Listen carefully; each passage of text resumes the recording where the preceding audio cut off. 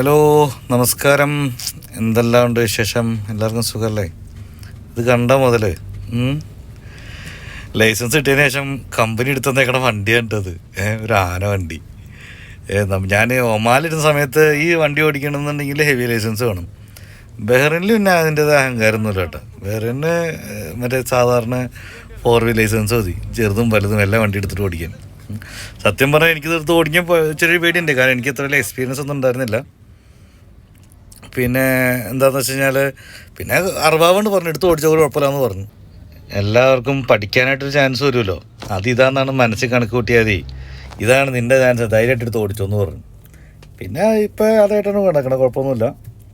ഇത് നമ്മുടെ ഒരു പുതിയൊരു സൈറ്റാണ് കേട്ടോ. ഇത് ഒരു 10-18 പേര് വെച്ചിട്ട് ഒരു രാവിലെ വന്ന് ഒരു രാത്രി തീർക്കുന്ന പരിപാടിയാണ്. പണിക്കാരെല്ലാവരും വന്നിട്ടുണ്ട്. കുറച്ച് പേര് ഓൺ ദി വേയാണ്, വേറെ വണ്ടിയിൽ വന്നുകൊണ്ടിരിക്കുകയാണ്. നമ്മുടെ ഈ കയറുന്ന വണ്ടിയിൽ ഡബിൾ ക്യാബിനായതുകൊണ്ട് ഇതിനകത്ത് 6 പേര് കൂടുതൽ കയറില്ല. വേറെ കുറച്ച് പേര് വന്നുകൊണ്ടിരിക്കുകയാണ്. എന്താവും വർക്ക് എന്നുള്ളതും എങ്ങനെയാവും അവസാനം എന്നുള്ളത് വീഡിയോയുടെ അവസാനം ഉണ്ട് കേട്ടോ. സ്കിപ്പ് ചെയ്യാണ്ട് കണ്ടുകൊണ്ടിരിക്കുകയാണെങ്കിൽ നിങ്ങൾക്ക് എന്തായിരിക്കും അവസാനം, എന്തായിരിക്കും വർക്ക് എങ്ങനെ വരും എന്നുള്ളത് നിങ്ങൾക്ക് വേണ്ടി കാണാം. ഇതൊരു വണ്ടിയുടെ ഷോറൂമിൻ്റെ ഇനാഗുറേഷനാണ്. ഈ ചൈന വണ്ടിയാണ്. സത്യം പറഞ്ഞു കഴിഞ്ഞാൽ ഈ വണ്ടിയുടെ ഇനാഗ്രേഷൻ്റെ ഫോട്ടോസും വീഡിയോസൊക്കെ ബഹ്റിൻ്റെ പത്രത്തിലും കാര്യങ്ങളിലൊക്കെ 2 ദിവസം കഴിഞ്ഞാൽ വരുള്ളൂ കേട്ടോ. ഞാൻ ആ പരിപാടിക്ക് നമ്മളാണ് ആ പരിപാടി ചെയ്യുന്നതുകൊണ്ടും നമ്മളാണ് അതിൻ്റെ സെറ്റിങ്സും പരിപാടിയും സ്ക്രീനും കാര്യങ്ങളൊക്കെ നമ്മളായതുകൊണ്ടും അതിൻ്റെ വീഡിയോ ഞാനെടുത്ത കാരണം കൊണ്ട് ബഹ്റിൻ പത്രത്തിൽ വരുന്നതിനൊക്കെ മുമ്പ് നിങ്ങൾക്ക് ആ വണ്ടികൾ ഏതാക്കുന്നത് കാണാം. ചൈന കാറുകളാണെല്ലാം, വണ്ടികളും ആ സൈഡിൽ വന്ന് കിടപ്പുണ്ട്. അതൊക്കെ ഞാൻ കാണിച്ചു തരാം. പിന്നെ ഞാൻ ഇപ്പോൾ അത് കുറച്ച് വീഡിയോസിൽ ഇട്ട് നിങ്ങളോട് ഞാൻ പറഞ്ഞു, അതാണ് മറ്റേ ഇൻവെസ്റ്റ് ചെയ്യാനായിട്ട് നല്ല സമയമാണെന്ന് ഞാൻ പറഞ്ഞു. ഇൻവെസ്റ്റ് ചെയ്യാൻ നല്ല സമയമാണെന്ന് പറയാൻ കാരണം എന്ന് വെച്ചാൽ എൻ്റെ ഇപ്പോൾ രണ്ടാമത്തെ EMI അല്ലല്ലോ, എന്താ പറയുക, SIP. എൻ്റെ രണ്ടാമത്തെ SIP 5,000 കട്ട് ചെയ്തു. ഇപ്പോൾ 10,000 ഉണ്ട് ഉണ്ടല്ലേ. ഇപ്പോൾ എന്താ പ്രോഫിറ്റ് ഒക്കെ 11,000 സംതിങ് എന്തോ ആയി. അപ്പോൾ ഞാനത് പറയാൻ കാരണം എന്താണെന്ന് വെച്ച് കഴിഞ്ഞാൽ നിങ്ങളത് ഇൻവെസ്റ്റ് ചെയ്ത് തുടങ്ങിക്കോ. കാരണം ഇതിപ്പോൾ ഈ മാർക്കറ്റ് ഡൗൺ ആവുന്ന സമയത്ത് ഇത് ആരെങ്കിലും നിങ്ങൾ ഇൻവെസ്റ്റ് ചെയ്ത് തുടങ്ങിയെന്ന് ആരും പറഞ്ഞു തരില്ല. മാർക്കറ്റ് അങ്ങോട്ട് കയറി ഉച്ചയിലെത്തി കഴിഞ്ഞ് കഴിയുമ്പോഴാണ് എല്ലാവരും പറയുള്ളൂ നിങ്ങളെല്ലാവരും ഇൻവെസ്റ്റ് ചെയ്യാൻ. അപ്പോൾ റീറ്റെയിലേഴ്സ് എല്ലാവരും വരും, ഇൻവെസ്റ്റ് ചെയ്യും. അപ്പോൾ എന്ത് ചെയ്യും, ഫോറിൻ ഇൻവെസ്റ്റേഴ്സൊക്കെ നേരെ സെൽ ഔട്ട് ചെയ്ത് വീണ്ടും മാർക്കറ്റ് താഴോട്ട് പോകും. അതായിരിക്കും ഉണ്ടാകാൻ പോണേ. ഇതിപ്പോൾ 11,000 ആയതുകൊണ്ട് ഇവനെ ഇനി അങ്ങോട്ട് കയറി പോകുന്നുള്ളതൊന്നും പ്രതീക്ഷ എനിക്കില്ല. ഏപ്രിൽ 2 ആയാലും നമ്മുടെ ട്രംപിൻ്റെ പരിപാടി നടക്കണ്ടല്ലോ. ഏപ്രിൽ 2 ട്രംപിൻ്റെ പരിപാടി. നമ്മുടെ ടാക്സ് നിർണ്ണയവും കാര്യങ്ങളും മറ്റേ നികുതി ചുമത്തലൊക്കെ ഏപ്രിൽ 2 വെച്ചേക്കാണല്ലോ. അപ്പോൾ അത് കഴിഞ്ഞ് കഴിഞ്ഞാൽ വീണ്ടും ഒന്ന് ഇടിയാൻ ചാൻസ് ഉണ്ട്. ഇടിയട്ടെ എന്ന് തന്നെയാണ് എൻ്റെയും ആഗ്രഹം. കാരണം എന്താണെന്ന് വെച്ച് കഴിഞ്ഞാൽ ഞാനിത് ഇത്ര പെട്ടെന്ന് വീണ്ടും കയറുന്ന ഞാൻ പ്രതീക്ഷയല്ല. പക്ഷേ ഇത് അങ്ങനെ ഒരു സ്റ്റോക്ക് മാർക്കറ്റിൻ്റെ ഒരു ഉയർച്ചയായിട്ട് ഇപ്പോൾ കാണേണ്ട കാര്യവുമില്ല. കാരണം എന്താണെന്ന് വെച്ച് കഴിഞ്ഞാൽ ഇത് ചെറിയൊരു കയറ്റവർക്കും അതിപ്പോൾ ഒന്ന് കാണിക്കും. അത് കുറച്ചൊന്ന് സമാധാനിപ്പിക്കാൻ വേണ്ടി വീണ്ടും ഒന്ന് ഡൗൺ ആവുന്നുള്ളതാണ് എൻ്റെ പ്രതീക്ഷ. ഡൗൺ ആവട്ടെ എന്ന് തന്നെയാണ് ഞാനും പറയുന്നത്. കാരണം എന്താ വെച്ചാൽ കുറച്ചുകൂടിയും കൂടുതൽ ഇൻവെസ്റ്റ് ചെയ്യാം. ഡൗൺ ആവട്ടെ എന്ന് പറഞ്ഞു കഴിയുമ്പോൾ ഈ മുമ്പിനകത്ത് ഇൻവെസ്റ്റ് ചെയ്തവർ നല്ല തെറി വിളിക്കുന്നുണ്ടാവും, ഈ പട്ടി വീണ്ടും ഡൗൺ ആവട്ടെ എന്നാണല്ലോ പറയുന്നത്. പക്ഷെ അങ്ങനെയല്ല. മാർക്കറ്റിൻ്റെ ഇപ്പോഴത്തെ ഒരു അവസ്ഥ വെച്ചിട്ട് ഇത് പൂർണ്ണമായിട്ടും കയറി മുകളിലേക്ക് പോകാനുള്ള ചാൻസ് ആയെന്നുള്ളത് എനിക്കിപ്പോഴും വിശ്വാസമായിട്ടില്ല എന്ന് പറഞ്ഞു കഴിഞ്ഞാൽ മാർക്കറ്റ് മേളിലേക്ക് വരുന്നതിന് മുമ്പ് നല്ലൊരു ഇടിവ് താഴോട്ട് വരാനുണ്ട്. അങ്ങനെ നല്ലൊരു ഇടിവ് താഴോട്ട് വരികയാണെങ്കിൽ അത്യാവശ്യം നല്ലൊരു എമൗണ്ട് ലംസമായിട്ട് കുറച്ച് നല്ലൊരു എമൗണ്ട് ഇൻവെസ്റ്റ് ചെയ്യാം എന്നുള്ള പ്ലാനിലാണ് ഞാൻ നിൽക്കുന്നത്. ഇതിപ്പോൾ മേലോട്ട് കയറി പോവുകയാണെങ്കിൽ പിന്നെ ഇൻവെസ്റ്റ് ചെയ്യണമൊന്നും ഉണ്ടാവില്ല, ഞാൻ SIP തന്നെ മതി. അപ്പോൾ അങ്ങനെ എന്നെ എല്ലാവരും തെറി പറയുമെന്ന് പറഞ്ഞത് കാരണം ഈ കഴിഞ്ഞ 2024 ഇൻവെസ്റ്റ് ചെയ്തവരൊക്കെ ഏകദേശം പകുതിയോളം കാശ് പോയിട്ടുണ്ടാവും. ഈ 1,00,000 രൂപ ഇൻവെസ്റ്റ് ചെയ്തവരൊക്കെ എമൗണ്ട് ഇപ്പോൾ 50,000 ഉണ്ടാവും. കാരണം മാർക്കറ്റ് നന്നായിട്ട് ഇടിഞ്ഞിരിക്കാമല്ലോ. പക്ഷേ ഇപ്പോൾ നിങ്ങൾ ഇൻവെസ്റ്റ് ചെയ്ത് തുടങ്ങി, ഇപ്പോൾ നല്ല സമയമാണ്. ഇപ്പോൾ ഇൻവെസ്റ്റ് ചെയ്ത് തുടങ്ങിയെന്ന് പറഞ്ഞാൽ നിങ്ങളിതിപ്പോൾ ഒരു മ്യൂച്വൽ ഫണ്ടായിട്ടോ അല്ലെങ്കിൽ ലോങ് ടൈം ഇൻവെസ്റ്റ്മെൻ്റ് ആയിട്ടോ നിങ്ങൾ കാണണ്ട. നിങ്ങൾ സാധാരണ ഒരു സേവിങ് ആയിട്ട് കണ്ടാൽ മതി. നിങ്ങളുടെ മന്ത്ലി സാലറി വരുന്നതിൽ ഒരു ചെറിയ എമൗണ്ട് മാറ്റി വയ്ക്കി. ഒരു 10,000 മാറ്റി വയ്ക്കാൻ പറ്റും, 10,000 മാറ്റി വെച്ചോ, അല്ലെങ്കിൽ 5,000 മാറ്റി വെച്ചോ, അല്ലെങ്കിൽ ഒരു 1,000 മാറ്റി വെച്ചോ, അല്ലെങ്കിൽ ഒരു 500, മിനിമം ഒരു 500 രൂപയെങ്കിലും നമുക്ക് ചെയ്യും. ഇതൊക്കെ ഉണ്ടാവും വണ്ടികൾ. ഞാനാ പറഞ്ഞ ഇന്ന് രാത്രി ബഹ്റിനിൽ ഇത് എക്സിബിഷനിൽ കാണിക്കാൻ പോകുന്ന വണ്ടികൾ ഇതൊക്കെയാണ് കേട്ടോ. ഈ വണ്ടികൾ എന്ന് പറഞ്ഞാൽ വേറൊരു കോമഡി എന്ന് വെച്ചാൽ ഇത് വേറെ ന്യൂസിൽ പോലും വന്നിട്ടില്ല. കാരണം ഇത് ഇന്നലത്തെ പരിപാടിയാണ്, ഇന്നലത്തെ പരിപാടിക്ക് നമ്മളെടുത്തതാണ്, നമ്മളെടുത്ത വീഡിയോ ആണ്. അപ്പോൾ ഇതിനകത്ത് എന്താ കാണിക്കണേന്ന് വെച്ച് കഴിഞ്ഞാൽ ആ പരിപാടി നമ്മൾ ചെയ്തതായതുകൊണ്ടും ഇത് വേറെ ന്യൂസിലൊക്കെ ഇനി 2 ദിവസം കഴിഞ്ഞേ വരുള്ളൂ. അവർ ന്യൂസുകാരൊക്കെ ഒന്ന് രാത്രി റിപ്പോർട്ട് എടുക്കാൻ വരും, പക്ഷെ അവരൊന്നും ഇന്നോ നാളെയോ കൊടുക്കില്ല, അവർ 2 ദിവസം കഴിഞ്ഞേ കൊടുക്കും. അതിനു മുമ്പ് എന്തായാലും നിങ്ങൾക്ക് ഈ സാധനം കാണാൻ പറ്റിയല്ലോ. തൊള്ളയിൽ ഇച്ചിരി ഏറ്റവും വിലയുള്ള വണ്ടി ഇതാ ഈ ഫ്രണ്ടിൽ കിടക്കുന്നതാണ് കേട്ടോ, നടുക്ക് കിടക്കുന്നത് ഒരു SUV. ഓക്കെ, അപ്പോൾ എന്തായാലും പണി തീർന്നു കഴിയുമ്പോൾ എങ്ങനെയാണ് അവസ്ഥ എന്നുള്ളത് ഞാൻ കാണിച്ചു തരാം. ഓക്കെ, ഇതാ വണ്ടി ഇറങ്ങാനുള്ള റാമ്പാണ്. വണ്ടി 3 എണ്ണം ഇവിടെയാണ് നിരത്തിടാൻ പോണേ. അപ്പോൾ ആ വണ്ടി ഇറങ്ങാനുള്ള റാമ്പ് ഉണ്ടാക്കുക. പ്ലൈവുഡിലാണ് ഉണ്ടാക്കുന്നത്. ദൈവത്തിന് ഇല്ല കുഴപ്പമൊന്നുമില്ല, അത്യാവശ്യം നല്ല സപ്പോർട്ടുകളും കാര്യങ്ങളും വേറെ കൊടുക്കുന്നുണ്ട്. 10-15 പേരോളം പണിക്കാരെത്തിയിട്ടുണ്ട്. അപ്പോൾ ഇത് സ്കിപ്പ് ചെയ്യാണ്ടിരുന്ന് നോക്കിക്കഴിഞ്ഞാൽ രാത്രിയാകുമ്പോൾ എന്താ അവസ്ഥ എന്നുള്ളത് കാണിച്ചു തരാം കേട്ടോ. അപ്പോൾ എന്തായാലും ബാക്ക് ടു ദി പോയിന്റ്. അപ്പോൾ ഞാൻ പറഞ്ഞതെന്ന് വെച്ചാൽ നിങ്ങൾ എന്തായാലും ചെറുതായിട്ട് ഇൻവെസ്റ്റ് ചെയ്ത് തുടങ്ങൂ. ഒരു സേവിംഗ് ആയിട്ട് കണ്ടാൽ മതി. ഇതിപ്പോൾ ഒരു മ്യൂച്വൽ ഫണ്ടായിട്ടോ ലോങ് ടൈം ഇൻവെസ്റ്റ്മെൻ്റ് ആയിട്ട് നിങ്ങൾ കാണണ്ട, ഇതൊരു സേവിംഗ് ആയിട്ട് കണ്ടാൽ മതി. ഇപ്പോൾ ഈ ഏകദേശം സ്റ്റോക്ക് മാർക്കറ്റ് 26,000 നിന്നതാണല്ലോ, അതിപ്പോൾ 22,000 വന്നിട്ട് വീണ്ടും 23,000 എത്തി. എനിക്കൊരു ചെറിയൊരു ആശ്വാസം എന്ന് പറഞ്ഞാൽ ഞാൻ ആ 22,000 ഞാനത് സ്റ്റാർട്ട് ചെയ്യുന്നുള്ളതാണ്. പക്ഷേ എൻ്റെ ധാരണ ശരിയാണെങ്കിൽ ഒരു 20,000 വരെയും പോയിട്ട് തിരിച്ച് കയറുന്നുള്ളതാണ് ഞാൻ വിചാരിച്ചത്. 21,800 ഇതുണ്ട്, ഒരു റെസ്റ്റോറൻ്റ് ഉണ്ട്. വണ്ടി 3 താഴെ ഇറക്കി കേട്ടോ, വണ്ടി 3 താഴെ ഇരിക്കുന്നു. കാണാൻ വലിയ ലുക്കില്ല, പക്ഷേ ആ ഗ്രേ കളർ കാണാൻ നല്ല ഭംഗിയുണ്ട്. ബാക്കി ഇതൊന്നും വലിയ ലുക്കില്ല. നമ്മുടെ വർക്ക് കിടക്കുന്ന കാരണം കൊണ്ട് ഒന്ന് കവർ ചെയ്ത് മൂടി വെച്ചേക്കണം. എങ്ങനെയുണ്ട് വണ്ടി? കൊള്ളാവാ? 3 ഇങ്ങനെ കിടക്കണോക്ക് അടിപൊളിയല്ലേ? ഇഷ്ടമായിരുന്നു ലൈക്ക് ചെയ്യട്ടോ. അപ്പോൾ ഇഷ്ടമായി ലൈക്ക് ചെയ്യാൻ ആരും പറഞ്ഞപ്പോഴാണ് ഓർത്തത്. നിങ്ങളാരും എന്തൊന്ന് സബ്സ്ക്രൈബ് ചെയ്ത് വിടാത്തത്? നിങ്ങൾക്കാർക്ക് എന്നോട് വലിയ ദേഷ്യമുണ്ടോ? ഒന്ന് സബ്സ്ക്രൈബ് ചെയ്ത് വിടുവായി. പിന്നെ വേറെന്താ പറയുക, ഇത് നമ്മുടെ വയ്ക്കാനുള്ള സ്ക്രീനാണ്. അപ്പുറം ഒരു സ്ക്രീനുണ്ട്, അവിടെയും ഒരു സ്ക്രീനിൻ്റെ വർക്ക് തന്നെ ഉണ്ട്. സെൻട്രലും ഉണ്ട് ഒരു സ്ക്രീൻ. സെൻട്രലുള്ള സ്ക്രീൻ എന്ന് പറഞ്ഞാൽ അത് ഈ വണ്ടിയുടെ പേര് കാണിക്കുകയാണ്. അത് ഹോങ്കോയ് എന്നായിട്ടാണ് പേര് വരുന്നത്. ചൈനയിൽ പറഞ്ഞാൽ ഹോങ്കോയ് എന്ന് പറയും.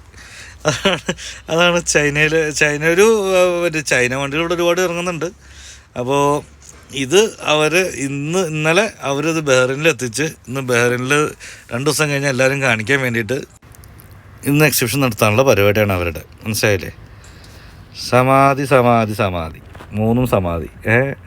അപ്പോൾ എനിക്ക് ആകെ ഇഷ്ടപ്പെട്ട വണ്ടി ഇത് മാത്രമേ ഉള്ളൂ കേട്ടോ, ഗ്രേ കളർ. ഞാൻ രാത്രി കുറച്ചുകൂടി ക്ലിയർ ആയിട്ട് കാണിച്ചു തരാം. ഇതിപ്പോൾ അതിലും കവറൊക്കെ ഇട്ട് മൂടിപ്പോയില്ലേ.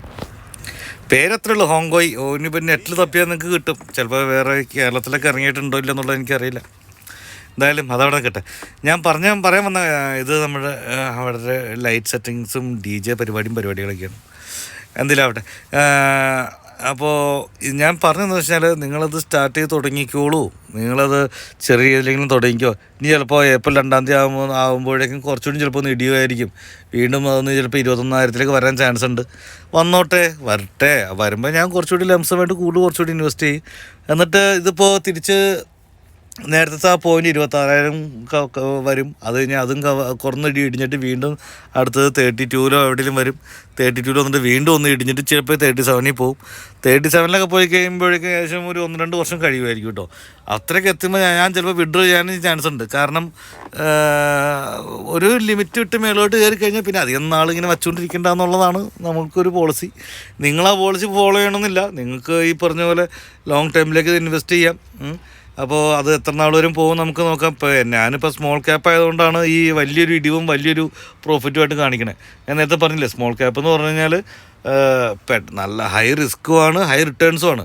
പക്ഷേ ഇത് രണ്ടും ഇതെപ്പോൾ വരും ഇതെപ്പോൾ പോവും എന്നുള്ളതൊന്നും മറ്റേ സ്മോൾ ക്യാപ്പിൻ്റെ കാര്യത്തിൽ പറയാൻ പറ്റില്ല. കാരണം ഈ ലാർജ് ക്യാപ്പ് അങ്ങനെയുള്ളതൊക്കെ ആണെങ്കിൽ പതിയെ കയറുള്ളൂ. ഈ സ്മോൾ ക്യാപ്പിൻ്റെ പ്രത്യേകത എന്ന് പറഞ്ഞു കഴിഞ്ഞാൽ ഒരൊറ്റയടിക്ക് അടിക്കും, ഒരൊറ്റയടിക്ക് കയറും. ഇത് രാത്രിയായിട്ടാണ് കേട്ടോ. എന്താണ് ഞാൻ പറഞ്ഞ സ്ക്രീൻ, സെൻറ്ററുള്ള സ്ക്രീൻ, സൈഡിലുള്ള സ്ക്രീൻ. അതാണ് വർക്ക് നടന്നുകൊണ്ടിരിക്കണുള്ളൂ, കഴിയാറായിട്ടില്ല. കുറച്ച് കഴിയുമ്പോൾ കഴിയും. ഏകദേശം 2 മണിക്കൂർ കഴിഞ്ഞാൽ പരിപാടി സ്റ്റാർട്ട് ചെയ്യും കേട്ടോ. പക്ഷെ അതിനു മുമ്പ് നമ്മൾ പരിപാടി തീർക്കും. നമ്മുടെ കയ്യിൽ 10-12 ആൾക്കാരുണ്ട്, പരിപാടി തീർക്കും. രാത്രി ആയപ്പോഴേക്കും മൊത്തത്തിൽ എന്താണ് അവസ്ഥ എന്നുള്ളതൊന്നും കാണിക്കാൻ പറ്റാണ്ട്. കാരണം ആകെ ലൈറ്റും വെട്ടവും കാര്യങ്ങളൊക്കെ ആയിട്ട് ആകെ ചള കുളമായി. കുഴപ്പമില്ല. എന്നാലും പരിപാടി നടക്കട്ടെ. അപ്പോൾ നമുക്ക് വേറെ ലൈറ്റ്സും കാര്യങ്ങളൊക്കെ വരും. അപ്പോൾ ഒന്നുകൂടി എടുക്കാം. ഓക്കെ. അപ്പോൾ ഞാൻ പറഞ്ഞു, നിങ്ങൾ എന്തായാലും ഇൻവെസ്റ്റ് ചെയ്യാൻ സ്റ്റാർട്ട് ചെയ്യും. നിങ്ങളിപ്പോൾ റിസ്ക് എടുക്കാൻ താല്പര്യമില്ല എന്നുണ്ടെങ്കിൽ ലാർജ് ക്യാപ്പിൽ ഇൻവെസ്റ്റ് ചെയ്തോ. ഇതിപ്പോൾ നല്ല സമയമാണ്. ലാർജ് ക്യാപ്പിൽ ഇൻവെസ്റ്റ് ചെയ്യും. അല്ലെങ്കിൽ നല്ല ഹൈബ്രിഡ് ഫണ്ടുകളുണ്ട്, അതിൽ ഇൻവെസ്റ്റ് ചെയ്യും. ഇപ്പോൾ ഞാൻ മോത്തിലാൽ എടുക്കാൻ കാരണം എന്താണെന്ന് വെച്ച് കഴിഞ്ഞാൽ കഴിഞ്ഞ 3 വർഷമായിട്ട് കഴിഞ്ഞ 3 വർഷം CGR നോക്കുമ്പോൾ അത്യാവശ്യം നല്ല റിട്ടേൺസ് വന്നിട്ടുണ്ട്. പിന്നെ ആ ടീം സെയിം ആൾക്കാർ തന്നെയാണ് മറ്റേ മോത്തിലാലിൻ്റെ സ്മോൾ ക്യാപ്പിൻ്റെയും ഫണ്ട് മാനേജേഴ്സ് ആ സെയിം ടീം തന്നെയാണ്. ആ ഒരു ഉറപ്പിലാണ് ഞാൻ മോത്തിലാലിൻ്റെ സ്മോൾ ക്യാപ്പ് എടുത്തത്. പിന്നെ ഈ സ്മോൾ ക്യാപ്പ് മേലോട്ട് പോവോ താഴോട്ട് പോവോ, അല്ലെങ്കിൽ ലാർജ് ക്യാപ്പാണോ ആദ്യം താഴോട്ട് പോകണത് അല്ലെങ്കിൽ ആദ്യം മേലോട്ട് പോകണത്, അതൊന്നും ഇവർക്ക് ആർക്കും പ്രവചിക്കാൻ പറ്റില്ല. ഇപ്പോൾ കഴിഞ്ഞ മാസം അവസാനം ഒരു ന്യൂസ് കേട്ടില്ലായിരുന്നു നിങ്ങൾ? മറ്റേ തൃശ്ശൂർ മറ്റേ സ്റ്റോക്ക് മാർക്കറ്റിൽ 100 കോടി രൂപ ഒരാൾ പറ്റിച്ചെന്ന് പറഞ്ഞിട്ട്. അത് ശരിക്കും പറഞ്ഞാൽ പറ്റിച്ചൊന്നും ആവില്ല. അത് ഈ പറഞ്ഞ പോലെ സ്റ്റോക്ക് മാർക്കറ്റ് പഠിക്കാൻ കൊണ്ടുപോയി കാശ് ഇൻവെസ്റ്റ് ചെയ്യും, കാശ് പോവും. ചില ആൾക്കാർ സ്റ്റോക്ക് മാർക്കറ്റ് പഠിക്കാനും പറ്റില്ല, അത് ചെയ്യാനും പറ്റില്ല എന്ന് പറഞ്ഞിട്ട് കാശ് കൊണ്ടുപോയി അവർക്ക് കൊണ്ടുപോയി കൊടുക്കും. അങ്ങനെ ചെയ്യുമ്പോഴാണ് കൂടുതൽ പറ്റിക്കപ്പെടുന്നത്. ഇപ്പോൾ ഞാൻ നിങ്ങളോട് നേരത്തെ പറഞ്ഞില്ലേ, ഒരാളുടെയും വാട്സപ്പിലോ വീഡിയോകളിലൊന്നും വാട്സപ്പ് നമ്പർ തരുന്നതിലോ അല്ലെങ്കിൽ ടെലിഗ്രാം ഗ്രൂപ്പൊന്നും പോരുത്. അവർ പഠിപ്പിച്ച് തരാം, അത് തരാം, ഇത് തരാം എന്നൊക്കെ പറയും. ഈ പഠിപ്പിക്കുന്നവർക്ക് യൂട്യൂബിൽ പഠിപ്പിച്ചെന്താ കുഴപ്പം? അതെൻ്റെ ചോദ്യം. ഈ ടെലിഗ്രാമിലും വാട്സപ്പിലും വിളിപ്പിച്ച് പഠിപ്പിക്കണമെന്നാ? അതാണ് ഞാൻ ചോദിക്കുന്നത്. കാരണം എന്താ വെച്ചാൽ അതിനകത്ത് ആരൊക്കെ നല്ല ഫണ്ട് ഇൻവെസ്റ്റ് ചെയ്യാൻ പറ്റുന്ന ആൾക്കാർ ആരൊക്കെയുണ്ട്, ഇവർ എത്രയൊക്കെ ഫണ്ട് ഇൻവെസ്റ്റ് ചെയ്യാൻ ഉദ്ദേശിച്ചിട്ടുണ്ടെന്നുള്ളത് ഇവർക്ക് പേഴ്സണലായിട്ട് അറിയണം. പേഴ്സണലായിട്ട് അറിഞ്ഞിട്ട് എന്ത് ചെയ്യും, ഇവർ കുറച്ച് സ്റ്റോക്കുകൾ പ്രൊമോട്ട് ചെയ്യും. ആ സ്റ്റോക്കുകൾ പ്രൊമോട്ട് ചെയ്യുന്നതിൽ ഇവർക്ക് അതിൻ്റെതായ നല്ല കമ്മീഷൻ ഉണ്ടാവും. അത് നിങ്ങൾക്ക് കിട്ടാൻ പോകുന്ന പ്രോഫിറ്റിൽ നിന്നായിരിക്കും അവർ എടുത്ത് കൊടുക്കുകയും ചെയ്യുക, ആ കമ്മീഷൻ എടുത്ത് കൊടുക്കുകയും ചെയ്യുക. അല്ലാതെ മറ്റേ അതിൻ്റെ ഫണ്ട് മാനേജറിന് മറ്റുള്ളവർക്ക് പ്രാന്തൊന്നുമില്ല വെറുതെ കാശ് എടുത്ത് കൊടുക്കാൻ. അത് നിങ്ങൾക്ക് കിട്ടാൻ പോകുന്ന പ്രോഫിറ്റിൽ നിന്നായിരിക്കും എടുത്ത് കൊടുക്കുക. ചിലപ്പോൾ ആ ഫണ്ട് അതിൽ നാൾ ഓടലും ഉണ്ടാവില്ല, അപ്പോൾ പൊട്ടുകയും ചെയ്യും. അപ്പോൾ കുറച്ച് പൊട്ടുന്നതിന് മുമ്പ് കുറച്ച് ആൾക്കാരങ്ങ് ചാടിച്ചിട്ട് കൊടുത്ത് കഴിയുമ്പോൾ ഈ പറഞ്ഞ പോലെ ഇവർക്ക് കാശും കിട്ടും. അപ്പോൾ നിങ്ങളായിരിക്കും പെടണേ.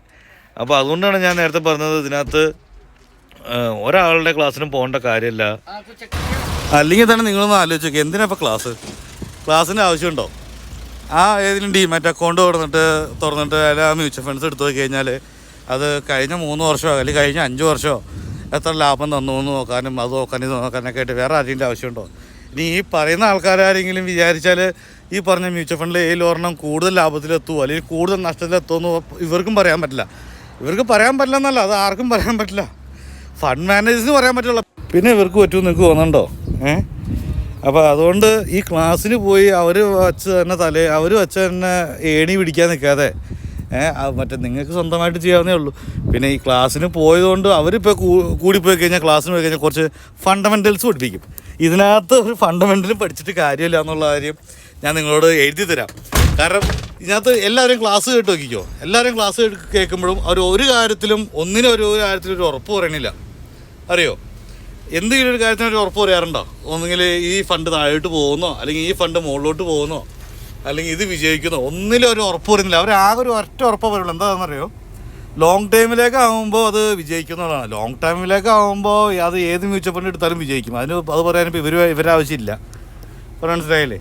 അപ്പോൾ നിങ്ങൾ ചതിക്കുഴികളിൽ വീഴാതിരിക്കുക എന്നുള്ളതാണ്. നമ്മളുടെ വർക്ക് എങ്ങനെയുണ്ട്? കണ്ടിട്ട് ഇഷ്ടമായോ? ഒന്ന് ലൈക്ക് കൊടുത്തുവിട്ടേ, കൂടെ ഒന്ന് സബ്സ്ക്രൈബ് കൂടി അടിച്ചു വിട്ടിട്ടാ. ഇത് എപ്പോഴും ഞാൻ പറയണോ? ഒന്ന് അടിച്ച് സഹായിക്കൂ. എല്ലാവരും കൂടി ഒന്ന് ഉത്സാഹിച്ച് ആ സബ്സ്ക്രൈബ് ബട്ടൺ കുത്തിയാണ് പൊട്ടിക്ക്. മാർക്കറ്റ് കാര്യം ഇത്ര ഇടിച്ചിട്ടുണ്ടെങ്കിലുണ്ടല്ലോ, ഈ 2021-ലും 2022-ലൊക്കെ ഇൻവെസ്റ്റ് ചെയ്തവർക്കൊന്നും ഇതുവരെ മറ്റേ നഷ്ടം വന്നിട്ടില്ല കേട്ടോ. അവരെ പ്രോഫിറ്റ് കുറച്ച് കുറഞ്ഞിട്ടുണ്ടെന്നുള്ളൂ. 2024-ൽ ഇൻവെസ്റ്റ് ചെയ്തവർക്കാണ് പണി വാളിയേക്കണേ. കാരണം 2024-ൽ നിന്നാണ് സാധനം മൂക്കുത്തിയ പോലെ ഒരൊറ്റ വീച്ച് താഴോട്ട് വീണേ. ആ സമയത്ത് ഇൻവെസ്റ്റ് ചെയ്ത് തുടങ്ങിയവരുടെ കടപ്പ് കുറച്ചുണ്ട്. കാരണം 50%-നും 60%-നും മേളിൽ 60%-ന് മേളിൽ സ്മോൾ ക്യാപ്പ് മാത്രം ഇടിഞ്ഞിട്ടുണ്ട്.